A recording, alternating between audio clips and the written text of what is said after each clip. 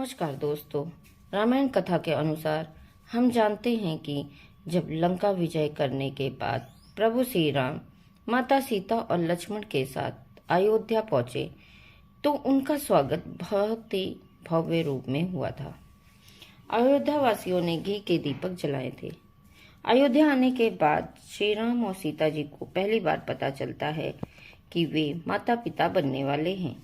सीता जी के गर्भवती होने की सूचना मिलने पर पूरे महल में खुशियों की लहर फैल गई। श्री राम के साथ साथ परिवार के सभी सदस्य अत्यंत प्रसन्न थे, लेकिन यह खुशियां बहुत देर तक नहीं टिकी। जब यह बात प्रजा तक पहुंची तो लोग सीता जी को शक की नजरों से देखने लगे।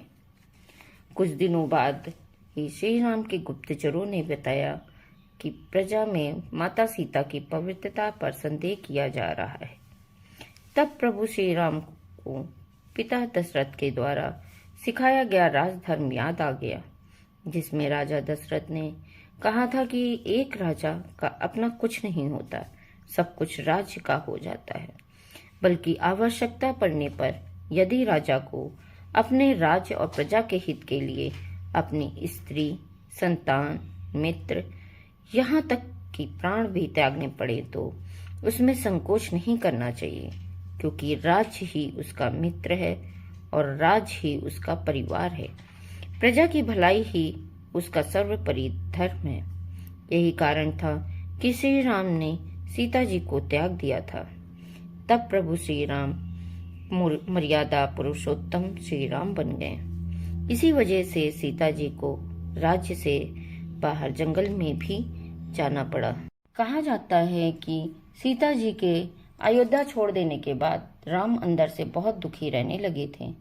फिर भी उन्होंने अपना राज्य अच्छे से संभाला, लेकिन सीता जी की याद उनके पीछा नहीं छोड़ती थी। उन्होंने अपना पूरा जीवन प्रजा को समर्पित कर दिया और इधर सीता जी जंगल जंगल घूमते हुए वाल्मीकि आश्रम पहुंच गईं और वे वहीं रहने लगीं। धीरे धीरे दिन बीतते गए।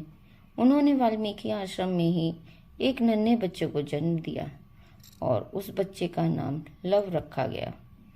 लव के जन्म के बाद और उसके लालन पोषण के साथ साथ आश्रम का भी सारा ध्यान रखती।